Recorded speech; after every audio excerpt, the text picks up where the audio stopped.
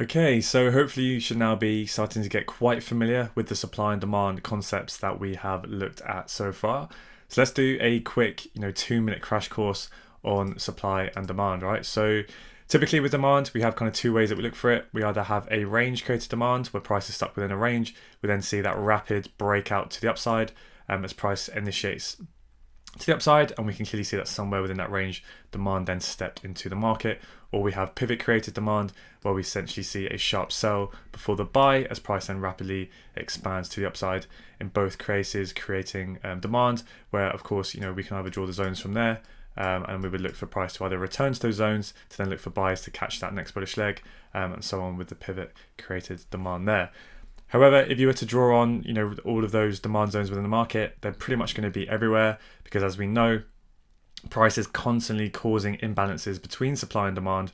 Otherwise, the market would never really move anywhere, right? It would just stay in a range pretty much for eternity. So, what was the main thing that we've looked at so far to essentially validate where we're going to see those strong demand zones? Well, the main thing that we've looked at is those structural zones, right? So we want to see where demand stepped in to cause a break of structure. So in terms of continuation, let's say we're in a bullish market and price is creating a series of higher highs, higher lows, and then higher highs, right? So it caused a break of structure. We're trying to then identify where did that demand step in around here that led to the bullish move to cause that higher high, to cause that break of structure.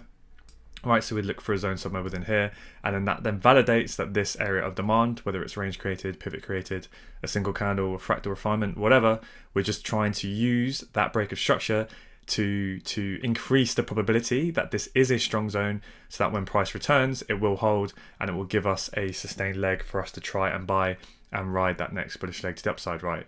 And then the same for a reversal. So if price was making lower lows and lower highs in a bearish market, but then suddenly price makes a higher high, right? So we get that break of structure to the upside. We take out that lower high to form a higher high. We then look for where did that demand step into the market. That then helps us validate that this potentially is a strong zone because it caused a break of structure. It takes a lot of money to do that, right? So then when price returns to that area of demand, we can then hope that that zone will hold for us to capitalize on that next bullish leg. And then very quickly, we have the same for supply, right? So price would be in a range. It would then initiate out of that range to the downside. That would then give us our range created supply, where we would then look for price to pull back and potentially make another bearish leg, or we would have the buy before the sell, right? Pivot created supply. And then again, we would hope that when price returns to it, it will continue, but we don't just want to trade any old supply zone that we see in the market. We want to look for ones that cause breaks of structure. So for a continuation, that would be in a bearish market where price is making lower lows and lower highs and a lower low. So it obviously caused a break of structure to form that lower low. So then we want to look at where did that supply step in the market, right, to form that lower high.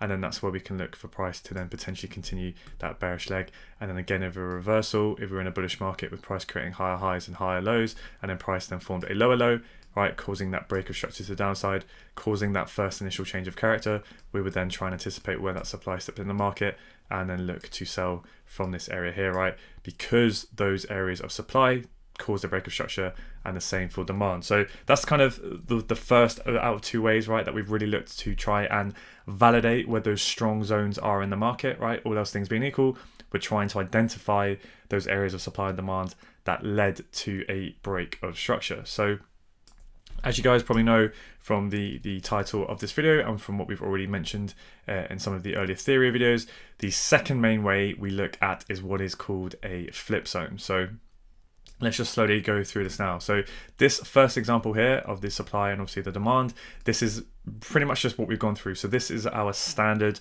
sort of structural zone scenario that we look at. So in the first case with supply, what do we have? We have price moving to the upside, right, in a bullish market with a higher high, pulls back to form a higher low, and then makes a higher high. But then what happens? Price falls down to make a lower low, so we get that change of character, right? We get that break of structure to the downside. The change of character is just the first time we see that lower low, right, after a bullish market. And then essentially that creates an area of supply where we wait for price to pull back in, and then anywhere within that supply zone, we can look to get short with our stop somewhere above the high to try and capitalize on that next bearish leg. So this red box obviously represents the supply zone. Now I've just drawn it on the most unrefined way, so just taking the entire range, taking the entire right? The buy, just drawing the supply on that range, right? The entire buy before the sell that leads to that change of character. So that's the most unrefined way. But of course, we could look or trying to identify to the pivot, right? Or potentially even a single candle, or potentially even, refine it to a fractal wick or so on and so forth, right? It doesn't matter so much now. I just want you to understand why I've drawn the box that way. But this is just kind of that standard structural zone entry model that we've been looking at, right? Where does that supply lead to that break of structure? Whether it's a continuation or in this case, that first initial change of character, then we can look to sell from the supply that led to that break of structure. And then the exact same thing for demand, right? We're just looking for where did demand step in to cause that break of structure to the upside. And in this case, I've just drawn it on the entire range, right? The last sell before the buy, and then we look to buy anywhere within that range. But of course, we can then refine that zone if I can get my mouse to grab it for me. I have to play around with that, right? To either down to the pivot, one candle, fractal refinement, so on and so forth, right? We know the more refined we get, the more we can increase our risk to reward, right? Because we can enter in lower, but potentially we may get missed, right? So that's essentially just our standard entry model that we've looked at so far.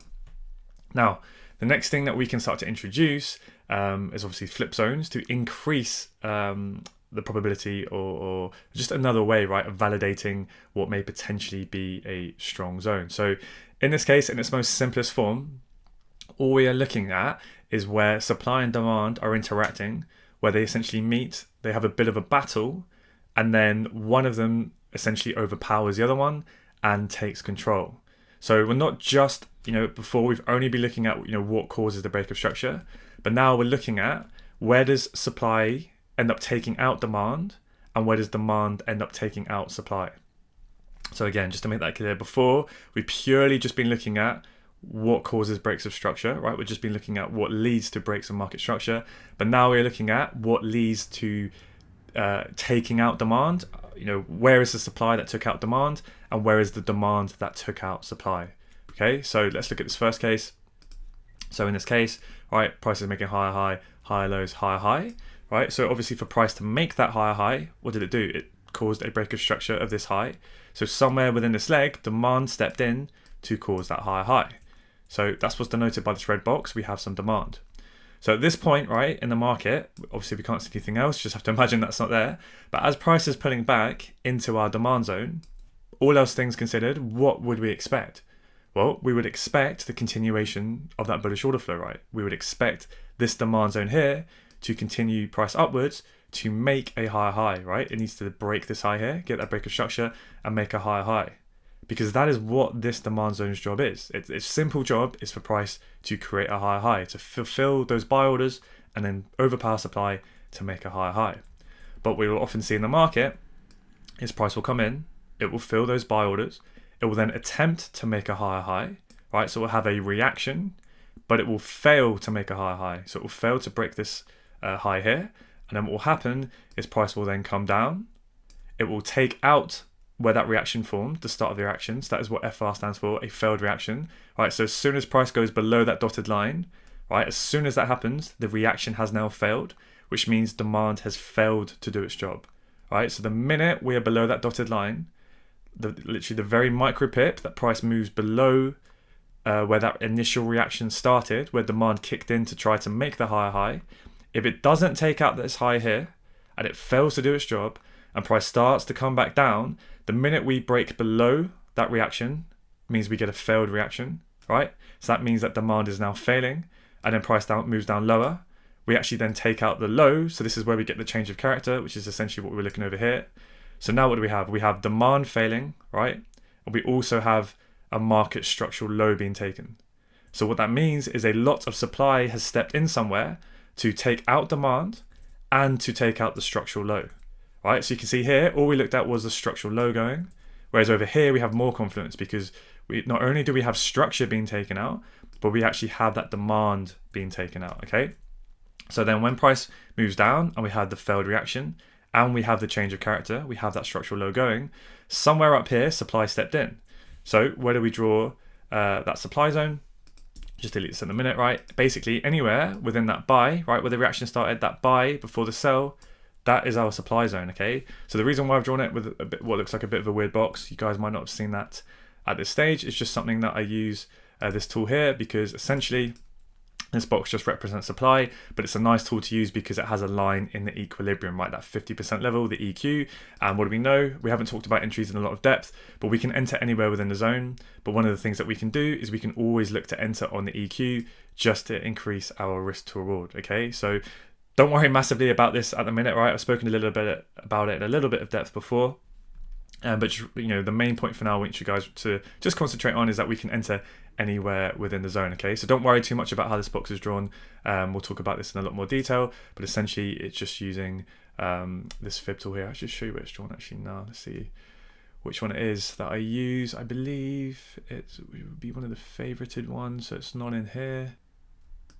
Okay, so it's a parallel channel is the one that I'm using in this one on the left hand side. So in the trend lines, if you say parallel channel, and I'll just show you the settings on that. So the way you draw this is you would click at the base of the candle wherever you wanted to draw it, right? And then you would hold it across. So if you hold shift, it will draw a straight line, right? We want to have it nice and accurate, nice straight line.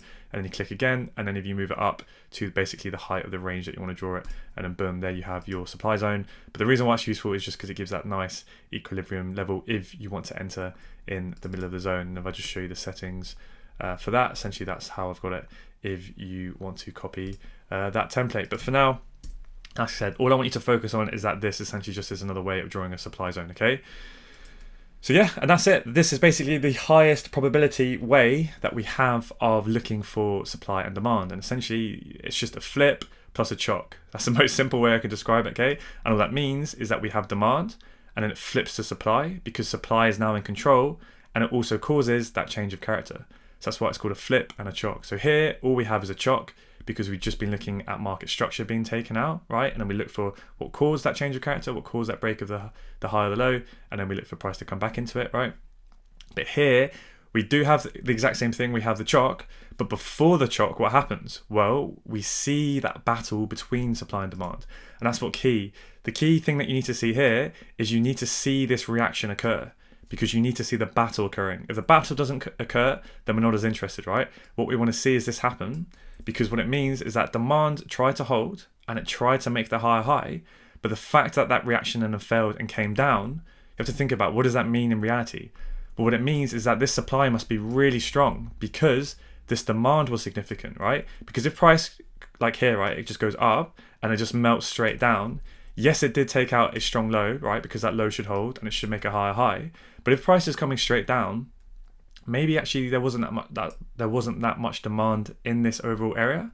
So when supply comes down here, maybe this means that this red supply zone actually isn't that strong. And then sometimes what can happen is price can come back in, you can get short, and it can keep going up. So remember, the whole point of this whole game we're playing is we're just trying to validate supply and demand zones to try and see which ones are strong and which ones are going to hold, right? So part of that is finding our supply zone and going, what did this supply zone achieve? Did this supply zone achieve anything significant? So in this case, with the standard entry we've been looking at in structural zones, instead of just drawing on any old supply zone, right, where price initiated out of a range or a pivot, what we look for is what are the ones that caused breaks of structure, right? Because that is something significant in the market. So we hope then that when price returns, it was a lot of supply that had to step in to take out that low. Therefore, this supply zone should hold and we should see that next leg down. This is the same concept. Instead of just taking out a structural low, it also had a battle with demand, where actually this demand, there was a lot of buy orders in here and it did try to do its job. It tried to take out this high and make a higher high. So then when supply steps in and overpowers it and it flips to supply that's in control, that's just another sort of tick in the box to try and tell us that actually it did take a lot of supply in the market to, eradicate all of these buy orders, to overpower demand here and cause that break of market structure, okay? So that's what you're always trying to ask yourself is, what did this supply zone achieve? Is it strong? Yes, it is, because it took out a strong level of demand. You can see that demand tried to hold and it took out a structural low. So that's like two ticks in the box, right? Compared to over here, where it was just kind of one tick in the box, right? If that makes sense. So yeah, let me try and keep this super simple again. So we have price making higher highs and higher lows. Price pulls back into demand. It tries to do its job. It tries to make a higher high. It fails to take out this high, so it fails to make a higher high. Then as soon as price comes down, at this point here, as soon as we move below that dotted line, below where the reaction initiated from, that means the reaction has now failed. It's failed to do its job. But then when price goes even further and it takes out the actual structural low and we get that change of character, We now have both of those those criteria ticked off the box, right? So then we can then mark out that buy to sell range. We can take the whole range like this. We can, just like any old supply zone, right? We can refine it to the last pivot. We could refine it to a single candle, right, within that pullback, or we could even do the fractal refinement, so on and so forth, right? The same rules always apply, but for the sake of the example, I'm just going to keep it to the whole range, right? Just to show you that you can get short anywhere within that range, right? It's all valid anywhere within that range, but the more refined you are, right, more risk reward, but more increased probability of missing the trade, okay? And that is how we look to get short. So that's essentially your flip and your chalk, looking for that battle between buyers and sellers, looking for the breaker structure, and then that's our area of supply that we can then look to get short from. And then the exact same thing with demand, right? In this case, it's a change of character, so price is making lower lows, lower high, and a lower low. So for price to cause that lower low, to break that structure there, right, we look for the supply that caused price to make that lower low. So then what is the blind expectation when price comes back to this supply zone? Well, we would expect price to pull back into it, and then for supply to do its job, it should make a lower low, right? It should cause this low to be taken out, it should cause a breaker structure, and it should cause a lower low if supply is to do its job. But in this case, it tries to do its job, but then somewhere within here, demand steps in to then cause the reaction to fail, right? As soon as we're above that dotted line where the reaction initiated from, right, this circle here, as soon as we're above it, now you know that the reaction failed, and then price continues to go up. So now we also have structure failing, right? The bearish structure is failing. So we now have bullish structure. We also have a failed reaction. So what that means is we now have a strong area of demand, because not only did it overpower supply, but it also caused structure to fail, and we got that higher high.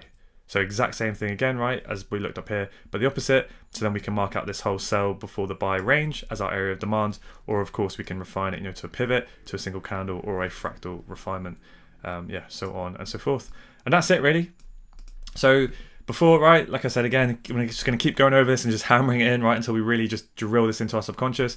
But all we looked at before this lesson so far was essentially, your standard break of structure, right? In this case, obviously it's a reversal, but it works the same for a continuation. We're just looking for where does supply cause a lower low, right? It caused a break of structure. We look for price to come back in, and then we look to sell, because we hope that it was strong enough because it caused that break of structure. Same as demand, right? It took out a lower high to form a higher high. So that's one way of validating a strong level. Here we have the exact same. It does cause that change of character, but it also takes out demand. Now, how do we know, again, the thing that's really important about this, and it can be quite subtle in the live market, is you need to see the reaction for it to be a flip. Because if price just does this, right, it comes up, yes, it creates demand to make a higher high. But then if price just comes straight down, right, just pretty much in a straight line, like multiple candles that just come down, and you don't see any reaction, then that is not a flip. Because there is no, you need to see that battle, you need to see that reaction. And the reason why you want to see that reaction is what I was saying earlier, is because you want to know that actually this demand was somewhat significant, that there was strong buying pressure in here, that price did try to make a higher high, but then the supply stepped in to smash through, okay? And that is the subtle but key difference, right?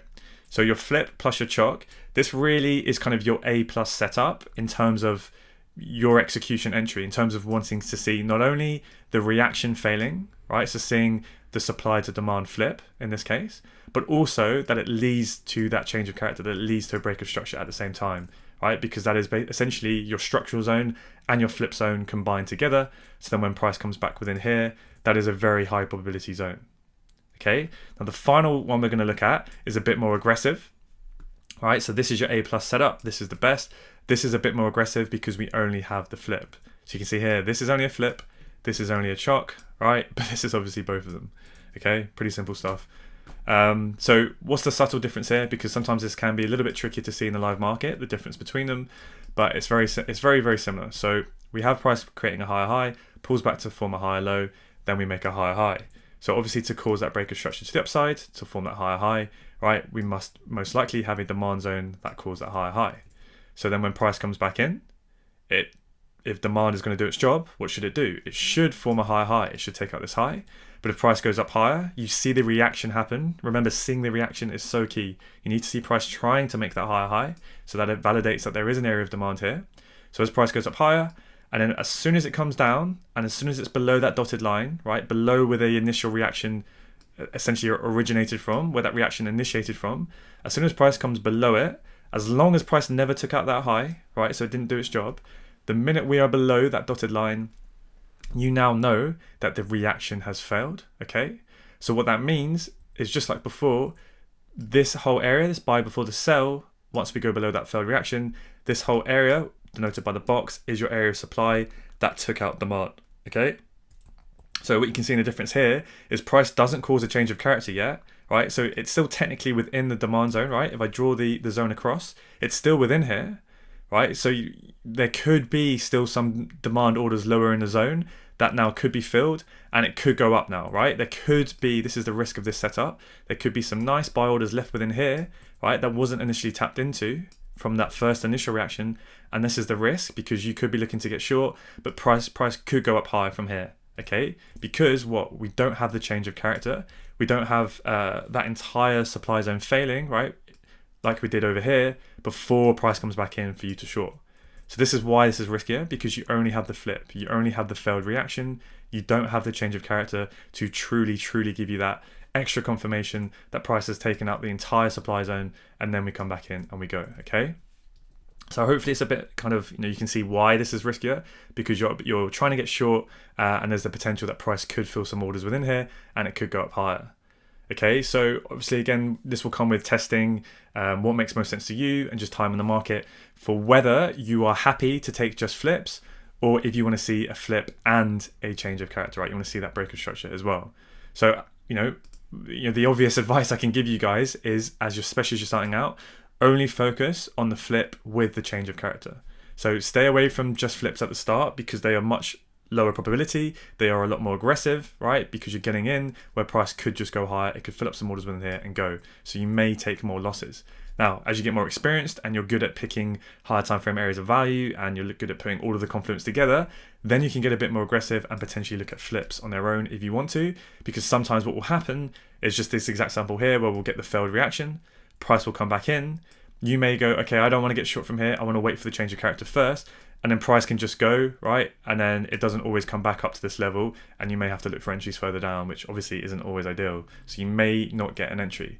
That's okay, you don't have to enter every move, remember, but just sometimes you will miss the move, right, from the level that you may want to get into if you wait for this extra confluence. So that's just something that, again, right, you're going to have to just get this with time and what you are comfortable with. So yeah, that pretty much wraps it up in terms of kind of the flip zones.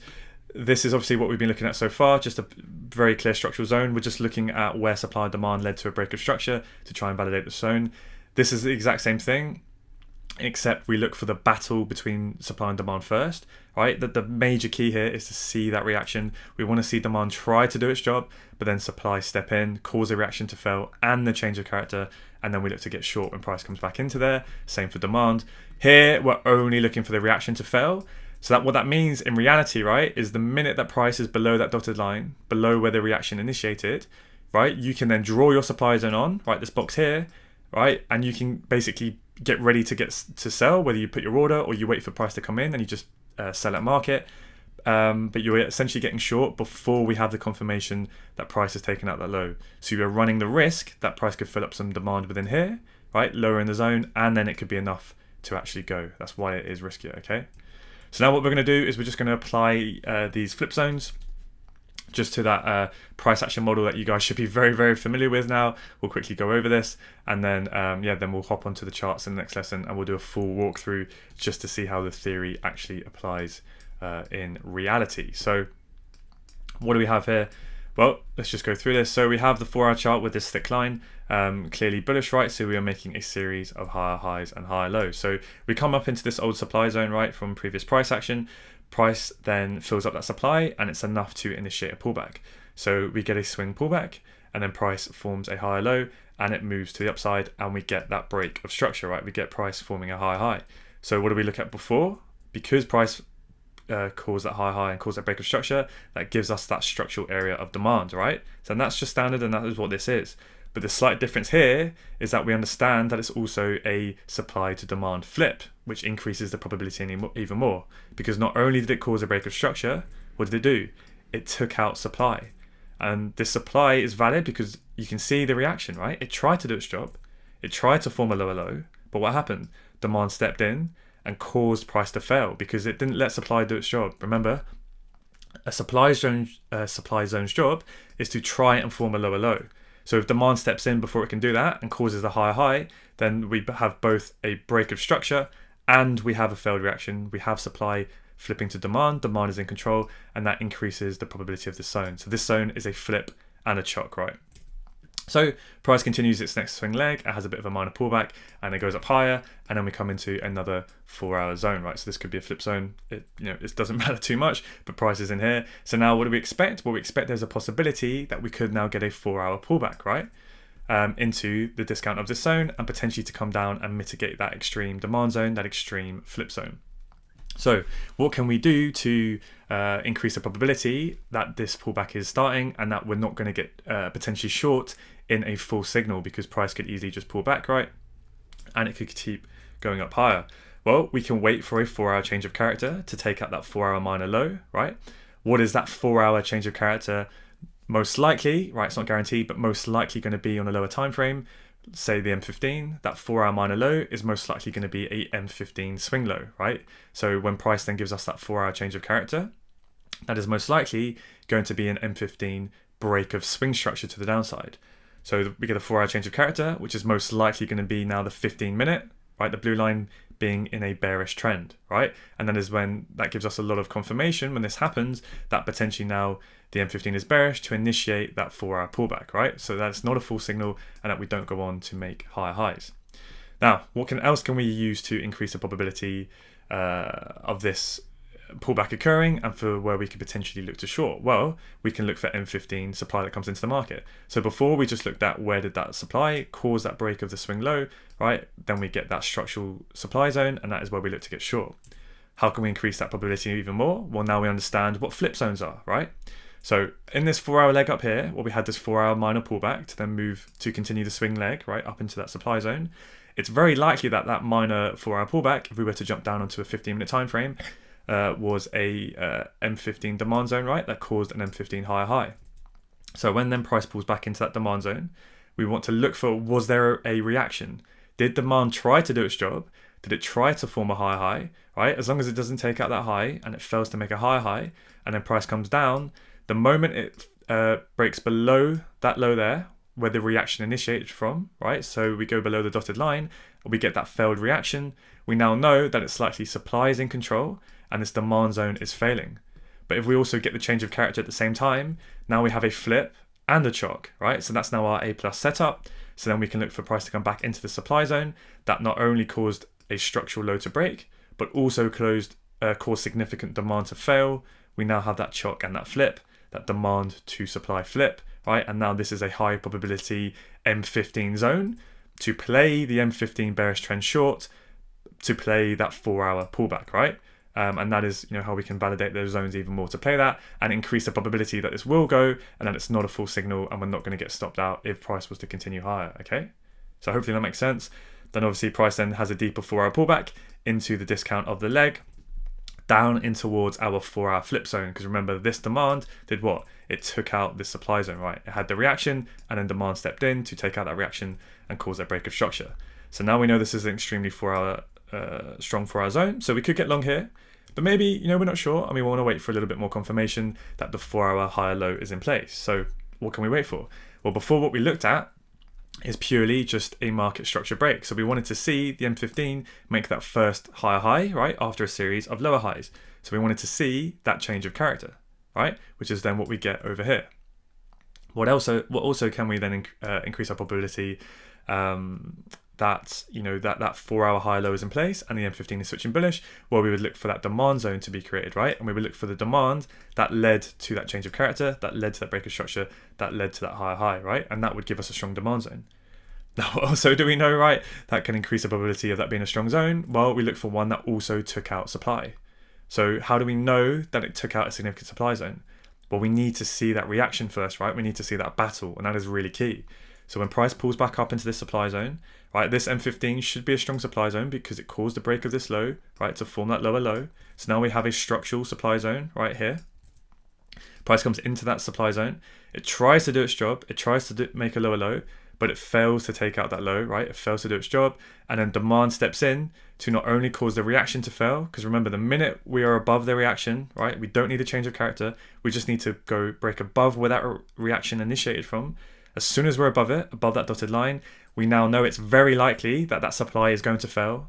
It's not confirmed until we break above the zone, but we know once the reaction goes, it's very likely that it will fail, right? And then if we also get a change of character, then we know this is a very strong demand zone because it took out strong supply and it took out structure. It caused that break of structure to the upside. So now we have a flip and a chock with this zone, and that is a very high probability zone. So what we can do is wait for the M15 to pull back to get an M15 high low, and we could just buy straight away there on the M15 zone, and that is more than valid. But maybe we want to wait for a little bit more, even more confirmation or even more refinement. So we can drop down to a lower time frame to confirm that this zone is going to hold and we are going to get an M15 high low in this area. So let's say we jump down to the M1 time frame. Right, exact same thing. I'm not going to be as pedantic this time. I'm just going to explain this one quickly, right? We obviously have supply making lower lows and lower highs. It must have created supply to take out that low. So then the price pulls back up into supply. If that bearish trend is to continue, what should happen? It should form a lower low. Price then fails to do so. Demand steps in and it takes out the reaction, right? So we get the failed reaction, but we also get the change of character. So not only has price taken out a strong supply, but it has also taken out structure to form a higher high. So now what we have done is validated a very strong M1 demand zone for us to then buy, right, from this area, which has confirmed the M15 high low. And that M15 high low did what? It confirmed potentially we have the 4-hour high low. So then when we buy in this area, we have an extremely strong high probability swing trade, right, with lower time frame precision to now target this weak 4-hour high because it failed to do its job, right? Now, let's say that price does actually go on to make that higher high. You have to think about that whole cycle has now restarted because what has happened from this area of supply here? Well, it's tried to do its job, right? It initiated that pullback, but its job isn't just to start a pullback. Supply wants to try and create a lower low, right? But for it to do that, that supply zone needs to lead to a break of structure of this low here, right? This supply zone up here needs to try and take out this low. But all that's happened is it's pulled back, right? And then price has gone on and it's taken out that reaction, right? To cause not only a break of structure, but also a failed reaction of this supply zone here.